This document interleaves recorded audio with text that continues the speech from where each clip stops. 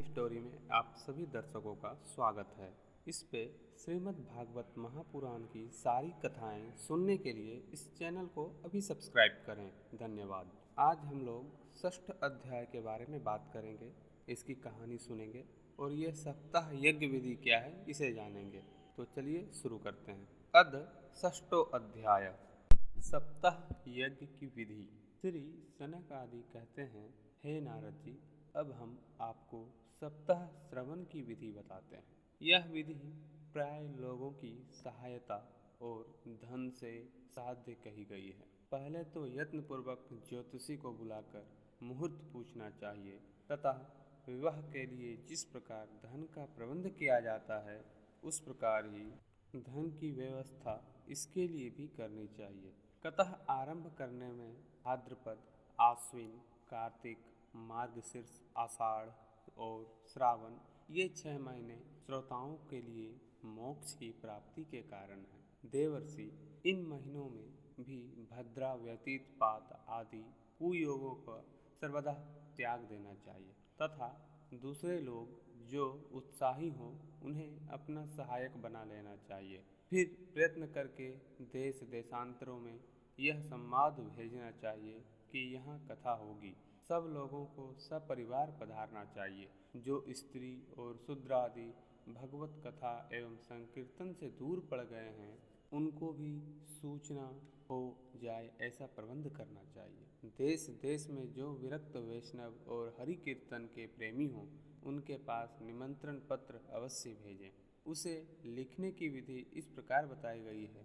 महानुभावों, यहाँ 7 दिन तक सत्पुरुषों का बड़ा दुर्लभ समागम रहेगा और अपूर्व रसमयी श्रीमद् भागवत कथा होगी।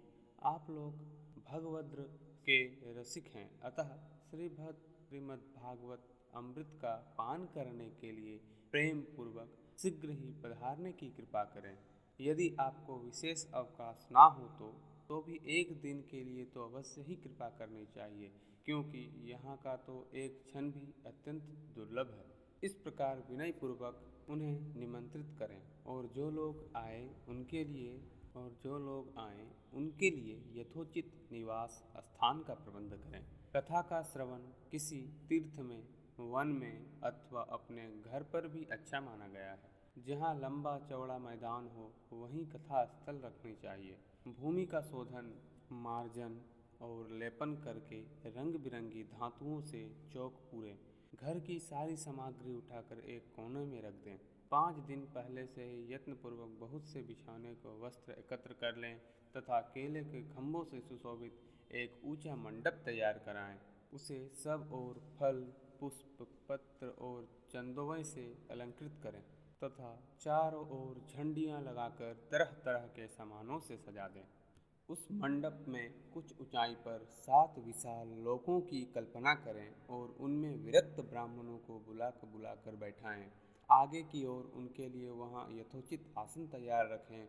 इनके पीछे वक्ता के लिए भी एक दिव्य सिंहासन का प्रबंध करें। यदि वक्ता का मुख उत्तर की ओर रहे तो श्रोता पूर्वाभिमुख होकर बैठें, और यदि वक्ता का मुख पूर्वाभिमुख रहे तो श्रोताओं को उत्तर की ओर मुख करके बैठना चाहिए अथवा वक्ता और श्रोता का पूर्व मुख होकर बैठना चाहिए। देश काल आदि को जानने वाले महानुभावों ने श्रोताओं के लिए एक ऐसा ही नियम बताया है जो वेद शास्त्र की स्पष्ट व्याख्या करे और तरह तरह के दृष्टांत दे सकता हो तथा विवेक और अत्यंत निष्प्रय हो। ऐसा विरक्त और विष्णु भक्त ब्राह्मण को वक्ता बनाना चाहिए। श्रीमद् भागवत के प्रवचन में ऐसे लोगों की नियुक्ति नहीं करनी चाहिए जो पंडित होने पर भी अनेक धर्मों के चक्कर में पड़े हुए हों, स्त्री लंपट अथवा पाखंड के प्रचारक हों। वक्ता के लिए पास ही उसके सहायता के लिए एक ऐसा ही विद्वान और स्थापित करना चाहिए, वह भी सब प्रकार के संशयों की निवृत्ति करने में समर्थ हो और लोगों को समझाने में कुशल हो। कथा प्रारंभ के दिन से 1 दिन पूर्व व्रत ग्रहण करना चाहिए। वक्ता को और तथा अरुणोदय को सब में शौच से निवृत्त होकर अच्छी तरह स्नान करें और संध्या आदि अपने नित्य कर्मों की संक्षेप से समाप्त करके कथा के विघ्न की निवृत्ति के लिए गणेश जी का पूजन करें। तदंतर पितृगण का तर्पण करें। पूर्व पापों की शुद्धि के लिए प्रायश्चित करें और एक मंडल बनाकर उसमें ही श्री हरि को स्थापित करें। फिर भगवान श्री कृष्ण को लक्ष्य करके मंत्रोच्चारण पूर्वक क्रमशः षोडशोपचार विधि से पूजन करें और इसके पश्चात प्रदक्षिणा तथा नमस्कार आदि कर इस प्रकार स्तुति करें। हे करुणा निधान, मैं संसार सागर में डूबा हुआ और बड़ा दीन हूँ। कर्मों के मोह रूपी ग्राहनों ने मुझे पकड़ रखा है। आप इस संसार सागर से मेरा उद्धार कीजिए। इसके पश्चात धूप दीप आदि सामग्रियों से श्रीमद् भागवत की भी बड़े उत्साह और प्रीति पूर्वक विधि विधान से पूजा करें। फिर पुस्तक के आगे नारियल रखकर नमस्कार करें और प्रसन्न चित्त से इस प्रकार स्तुति करें। श्रीमद् भागवत के रूप में आप साक्षात श्री कृष्ण चंद्र ही विराजमान हैं। हे नाथ, मैंने भव सागर से छुटकारा पाने के लिए आपकी शरण ली है। मेरा यह मनोरथ आप बिना किसी विघ्न बाधा के संगोपांग पूरा करें। हे केशव, मैं आपका दास हूँ। इस प्रकार दीन वचन कहकर फिर वक्ता का पूजन करें, उसे सुंदर वस्त्र भूषण से विभूषित करें और फिर पूजा के पश्चात उसकी इस प्रकार स्तुति करें। सुख स्वरूप भगवान, आप समझाने की कला में कुशल और सब शास्त्रों में पारंगत हैं। कृपया इस कथा को प्रकाशित करके मेरा अज्ञान को दूर करें। फिर अपने कल्याण के लिए प्रसन्नतापूर्वक उसके सामने नियम ग्रहण करें और 7 दिनों तक यथाशक्ति उसका पालन करें। कथा में विघ्न ना हो, इसके लिए 5 ब्राह्मणों को और वरण करें। वे 12 अक्षर मंत्र द्वारा भगवान के नामों का जप करें। फिर ब्राह्मण अन्य विष्णु भक्त एवं कीर्तन करने वाले को नमस्कार करके उनकी पूजा करें और उनकी आज्ञा पाकर स्वयं भी आसन पर बैठ जाएं। जो पुरुष लोक संपत्ति धन घर और पुत्र आदि की चिंता छोड़कर शुद्ध चित्त से केवल कथा में ही ध्यान रखता है, उसे इसका श्रवण का उत्तम फल मिलता है। बुद्धिमान वक्ता को चाहिए कि सूर्योदय से कथा आरंभ करके 3:30 पहर तक मध्यम स्वर से अच्छी तरह कथा वाचें। दोपहर के समय 2 घड़ी तक कथा बंद रखें। उस समय कथा के प्रसंग के अनुसार वैष्णवों को भगवान के गुणों का कीर्तन करना चाहिए। व्यर्थ बातें नहीं करनी चाहिए। कथा के समय मल मूत्र के वेग को काबू में रखने के लिए अल्पाहार सुखकारी होता है, इसलिए श्रोता केवल एक ही समय अवश्यमान भोजन करें। यदि शक्ति हो तो 7 दिन निराहार रहकर कथा सुनें अथवा केवल घी या दूध पीकर सुखपूर्वक श्रवण करें अथवा फलाहार या एक समय ही भोजन करें। जिसमें जैसा नियम सुहोक्ति से सद सके उसी का कथा श्रवण के लिए ग्रहण करें। मैं तो उपवासी का अपेक्षा भोजन करना अच्छा समझता हूँ, यदि वह कथा श्रवण में सहायक हो। यदि उपवास से श्रवण में बाधा पहुँचती हो तो वह किसी काम का नहीं। हे नारद जी, नियम से सप्ताह सुनने वाले पुरुषों के नियम सुनिए। विष्णु भक्ति के दीक्षा से रहित पुरुष कथा श्रवण का अधिकारी नहीं है। जो पुरुष नियम से कथा सुने उसे ब्रह्मचर्य से रहना, भूमि पर सोना और नित्य प्रति कथा समाप्त होने पर पत्तल में भोजन करना चाहिए। दाल मधु तेल गरिष्ठ अन्न भाव दूषित पदार्थ और बासी अन्न, इनका उसे सर्वदा ही त्याग करना चाहिए। काम क्रोध मद मान मत्सर लोभ दंभ मोह और द्वेष का तो अपने पास भी नहीं भटकने देना चाहिए। वह वेद वैष्णव ब्राह्मण गुरु गौसेवक तथा स्त्री राजा और महापुरुषों की निंदा से भी बचें। नियम से कथा सुनने वाले पुरुष को रजस्वला स्त्री अत्यंत म्लेच्छ पतित गायत्रीहीन द्विज ब्राह्मणों से द्वेष करने वाले तथा वेद को न मानने वाले पुरुषों से बात नहीं करनी चाहिए। सर्वदा सत्य सोच दया मौन सरलता विनय और उदारता का बर्ताव करना चाहिए। धनहीन क्षय रोगी किसी भी अन्य रोग से पीड़ित भाग्यहीन पापी पुत्रहीन और विभुक्षु भी यह कथा श्रवण करें। जिस स्त्री का रजो दर्शन रुक गया हो, जिसके लिए एक ही संतान होकर रह गई हो, जो बांझ हो, जिसकी संतान होकर मर जाती हो अथवा जिसका गर्भ गिर जाता हो, वह यत्न पूर्वक इस कथा को सुने। ये सब यदि विधिवत कथा सुने तो इन्हें अक्षय फल की प्राप्ति हो सकती है। यह अति उत्तम दिव्य तथा करोड़ों यज्ञ का फल देने वाली है। इस प्रकार इस व्रत की विधियों के पालन करके ये उद्यापन करें। जिन्हें इसके विशेष फल की इच्छा हो वे जन्माष्टमी में व्रत के समान ही इस कथा का व्रत उद्यापन करें।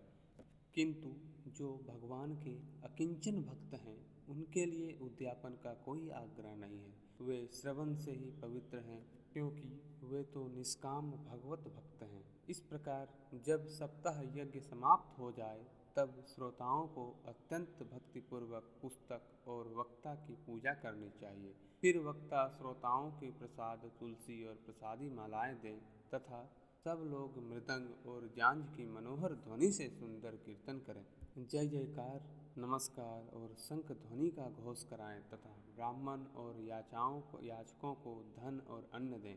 श्रोता विरक्त हो तो कर्म की शांति के लिए दूसरे दिन गीता पाठ करें। गृहस्थ हो तो हवन करें। उस हवन में 10वां स्कंध का एक एक श्लोक पढ़कर विधिपूर्वक खीर, मधु, घृत, तिल और अन्न आदि सामग्रियों से आहुति दें, अथवा एकाग्रचित चित्त से गायत्री मंत्र द्वारा हवन करें, क्योंकि तत्वतः यह महापुराण गायत्री स्वरूप ही है। होम करने की शक्ति न हो तो उसका फल प्राप्त करने के लिए ब्राह्मणों को हवन सामग्री दान करें तथा नाना प्रकार की त्रुटियों के दूर करने के लिए और विधि में फिर जो न्यूनता अधिकता रह गई हो उसको दोषों को शांति के लिए विष्णु सहस्त्र नाम का पाठ करें।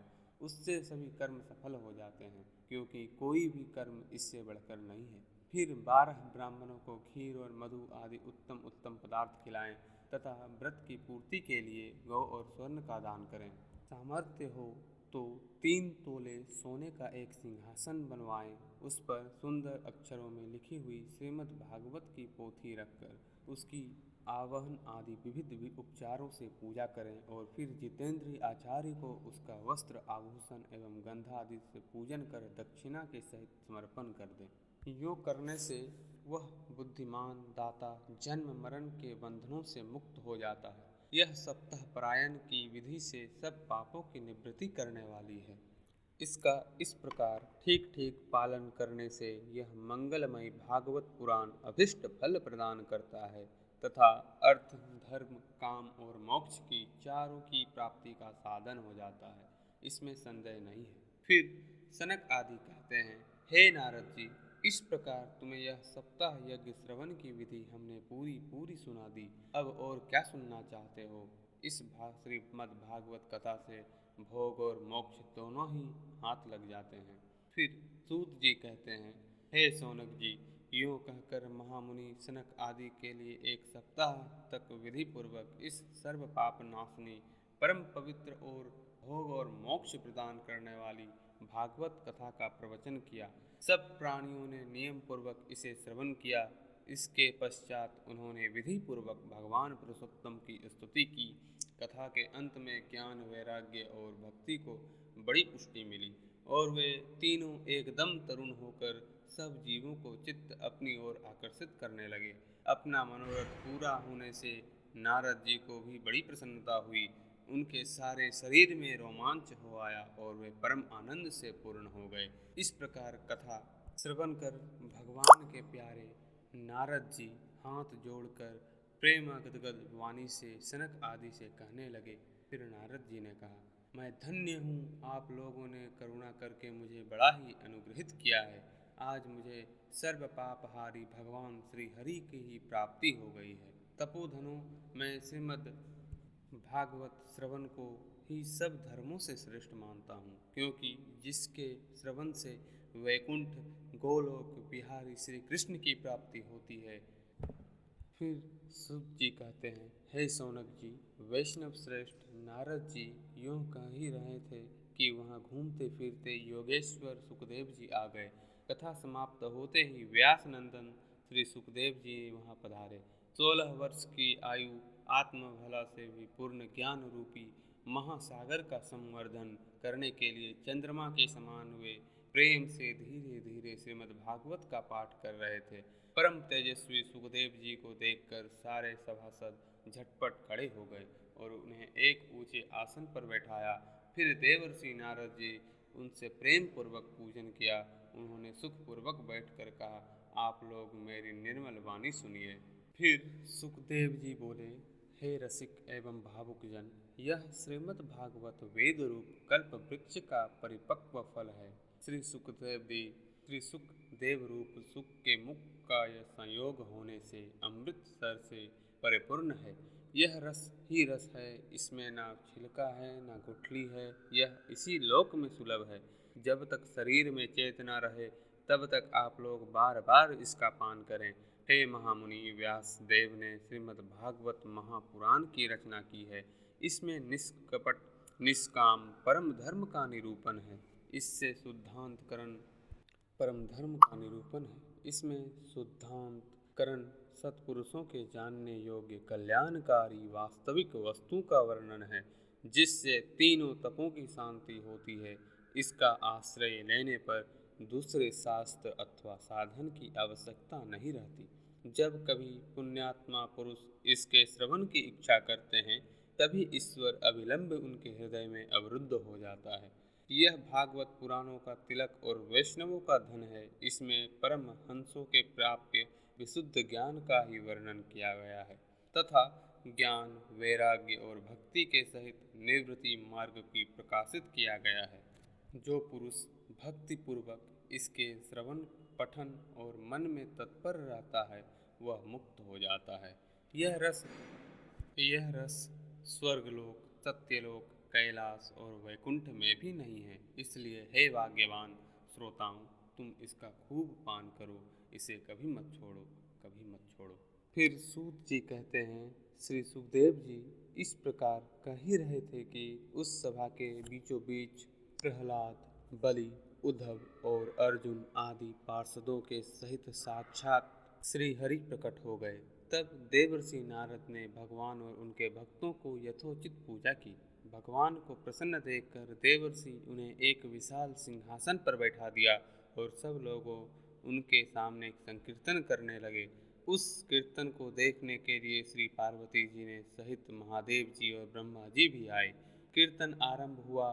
प्रहलाद जी चंचल गति फुर्तीले होने के कारण करताल बजाने लगे। उद्धव जी ने झांझें उठा ली। देवर्षि नारद वीणा की ध्वनि करने लगे। स्वर विज्ञान गान विद्या में कुशल होने के कारण अर्जुन राग अलापने लगे। इंद्र ने मृदंग बजाना आरंभ किया। सनक आदि बीच बीच में जय घोष करने लगे और इन सब के आगे सुखदेव जी तरह तरह की सरस अंग भंगी करके भाव बताने लगे। इन सब के बीच में परम तेजस्वी भक्ति, ज्ञान और वैराग्य नटों के समान नाचने लगे। ऐसा अलौकिक कीर्तन देखकर भगवान प्रसन्न हो गए और इस प्रकार कहने लगे, मैं तुम्हारी इस कथा और कीर्तन से बहुत प्रसन्न हूँ। तुम्हारे भक्ति भाव ने इस समय मुझे अपने वश में कर लिया है। अतः तुम लोग मुझसे वर मांगो।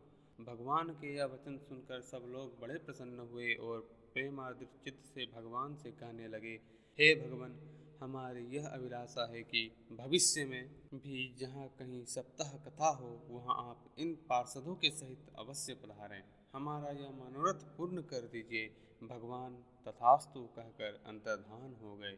उसके पश्चात नारद जी ने भगवान तथा उनके पार्षदों के चरणों के लक्ष्य करके प्रणाम किया और फिर सुखदेव जी को आदि तपस्वी को भी नमस्कार किया। कथा अमृत का पान करने में से सब लोगों को बड़ा ही आनंद हुआ। उनका सारा मोह नष्ट हो गया। फिर वे सब लोग अपने अपने स्थानों को चले गए। उस समय सुखदेव जी ने भक्ति को उसके पुत्र सहित अपने शास्त्र में स्थापित कर दिया। इसी से भागवत का सेवन करने से श्रीहरि वैष्णवों के हृदय में आ विराजते हैं। जो लोग दरिद्रता, दुख, ज्वर की ज्वाला से दग्ध हो रहे हैं, जिन्हें माया पिशाच ने रौंद डाला है तथा जो संसार समुद्र में डूब रहे हैं, उनका कल्याण करने के लिए श्रीमद् भागवत सिंहानाद कर रहा है। तौनक जी ने पूछा, सूत जी, सुखदेव जी ने राजा परीक्षित को, गोकर्ण धुंधकारी को और सनक आदि ने नारद जी को किस किस समय यह कथा ग्रंथ सुनाया था, मेरा यह संशय दूर कीजिए। सूत जी कहते हैं, हे भगवान, श्री कृष्ण स्वधाम के आगमन के बाद कलयुग के 30 वर्ष से कुछ अधिक बीत जाने पर भाद्रपद मास की शुक्ल नवमी को सुखदेव जी ने कथा आरंभ की थी। राजा परीक्षित के कथा सुनने के बाद कलयुग के 200 वर्ष बीत जाने पर आषाढ़ मास की शुक्ल नवमी को गोकर्ण जी ने यह कथा सुनाई थी। इसके पीछे कलयुग के 30 वर्ष और निकल जाने पर कार्तिक शुक्ल नवमी सनक आदि ने कथा आरंभ की थी। निष्पाप शौनक जी, आपने जो कुछ पूछा था उसका उत्तर मैंने आपको दे दिया। इस कलयुग में भगवान भागवत की कथा भाव रोग की रामबाण औषध है। हे संतजन, आप लोग आदर पूर्वक इस कथा अमृत का पान कीजिए। यह श्री कृष्ण को अत्यंत प्रिय, संपूर्ण पापों का नाश करने वाला, मुक्ति का एकमात्र कारण और भक्ति को बढ़ाने वाला है। लोक में अन्य कल्याणकारी साधनों का विचार करने और तीर्थों का सेवन करने से क्या होगा। अपने दूत को हाथ में पास लिए देखकर यमराज उसके कान में कहते हैं, देखो, जो भगवान की कथा वार्ता में मत्त हो रहे हों उनसे दूर रहना। मैं औरों को ही दंड देने की शक्ति रखता हूँ, वैष्णवों को नहीं। इस असार संसार में विषय रूप विष की आसक्ति के कारण व्याकुल बुद्धि वाले पुरुषों अपने कल्याण के उद्देश्य से आधे क्षण के लिए भी इस सुख कथा रूप अनुपम सुधा का पान करो। हे प्यारे भाइयों, निंदित कथाओं से युक्त कुपथ व्यर्थ ही क्यों भटक रहे हो। इस कथा के कान में प्रवेश करते ही मुक्ति हो जाती है। इस बात के साक्षी राजा परीक्षित हैं। श्री सुखदेव जी ने प्रेम रस के प्रवाह में स्थित होकर इस कथा को कहा था। इसका जिसके कंठ से संबंध हो जाता है वह वैकुंठ का स्वामी बन जाता है। शौनक जी, मैंने अनेक शास्त्रों को देखकर आपको यह परम गोप्य रहस्य अभी अभी सुनाया है। सब शास्त्रों के सिद्धांतों का यही निचोड़ है। संसार में इसे सुख शास्त्र से अधिक पवित्र और कोई वस्तु नहीं है। अतः आप लोग परम आनंद की प्राप्ति के लिए इस द्वादश स्कंद रूप रस का पान करें। जो पुरुष नियम पूर्वक इस कथा का भक्ति भाव से श्रवण करता है और जो शुद्धांतकरण भगवत वक्ताओं के सामने इसे सुनता है, वे दोनों ही विधि का पूरा पूरा पालन करने के कारण इसका यथार्थ फल पाते हैं। उनके लिए त्रिलोक में कुछ भी असाध्य नहीं रह जाता है। अतः इति श्री पद्म पुराणे उत्तरखंडे श्रीमद्भागवत महात्म्यम श्रवणम विधि कथनम नाम षष्ठोऽध्याय संपूर्णमस्तु। प्रेम से बोलिए श्रीमद्भागवत महापुराण की जय।